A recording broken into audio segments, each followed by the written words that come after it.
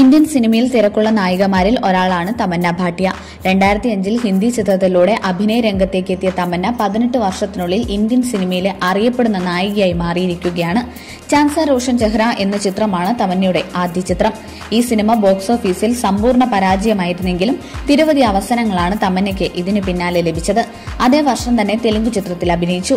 2006 നടി തമിഴിൽ അരങ്ങേറുന്നത്. 2007 പുറത്തിറങ്ങിയ ഹാപ്പി ഡേയ്സ്, കല്ലൂരി എന്നീ ചിത്രമാണ് തമന്നയുടെ കരിയറിൽ വഴിത്തിരിവാകുന്നത്. തമന്നയുടെ വരുമാനം നോക്കിയാൽ 12 കോടിയാണ് വാർഷിക വരുമാനം. പ്രതിമാസം 1 കോടിയോളം രൂപ നടി സമ്പാദിക്കുന്നുണ്ട്.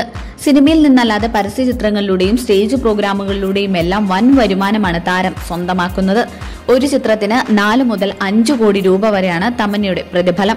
ഒരു ഡാൻസിന് മാത്രം 60 ലക്ഷം രൂപ വരെ വാങ്ങുന്നു. 2018 IPL 10 മിനിറ്റത്തെ പെർഫോമൻസിന് 50 ലക്ഷം രൂപയാണ് താരം പ്രതിഫലമായി വാങ്ങിയത്. മുംബൈയിലെ തമന്നയുടെ വീടിന് മാത്രം 16.6 കോടി മൂല്യമുണ്ട്.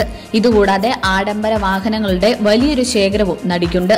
ഈ ശേഖരത്തിന് 2.3 കോടിയോളം രൂപ മൂല്യം വരും. മാത്രമല്ല, താരത്തിന്റെ 3 ലക്ഷം രൂപ വിലയുള്ള ബാഗ് സോഷ്യൽ മീഡിയയിൽ വൻ ചർച്ചയായിരുന്നു. ഇന്ത്യയിലെ തന്നെ അതിസമ്പന്നരായ നടിമാരിൽ ഒരാളായ തമന്നയ്ക്ക് 110 കോടിയുടെ ആസ്തി ഉണ്ടെന്നാണ് പറയപ്പെടുന്നത്. എന്നാൽ നടി ഇപ്പോൾ സാമ്പത്തിക പ്രതിസന്ധിയിലാണെന്നാണ് പുതിയ റിപ്പോർട്ടുകൾ. സാമ്പത്തിക ഞെരുക്കം കാരണം തമന്ന മുംബൈയിലെ തന്റെ അപ്പാർട്ട്മെന്റ് ഇന്ത്യൻ ബാങ്കിൽ പണയപ്പെടുത്തി 7.84 കോടി രൂപ വായ്പയെടുത്തു. തമന്നയുടെ പെട്ടെന്നുള്ള സാമ്പത്തിക ഞെരുക്കത്തിന് കാരണം എന്താണെന്ന് കണ്ടെത്താനുള്ള ശ്രമത്തിലാണ് ആരാധകർ. അഭിനയിച്ച് സമ്പാദിച്ച പണം തമന്ന റിയൽ എസ്റ്റേറ്റിൽ നിക്ഷേപിച്ചിരുന്നു. ഇതുകൂടാതെ തമന്നയ്ക്ക് ഒരു ജുവലറിയുണ്ട്. ബിസിനസിൽ ചില പ്രതിസന്ധികൾ വന്നതോടെ നടിയുടെ കയ്യിലെ പണവും തീർന്നു.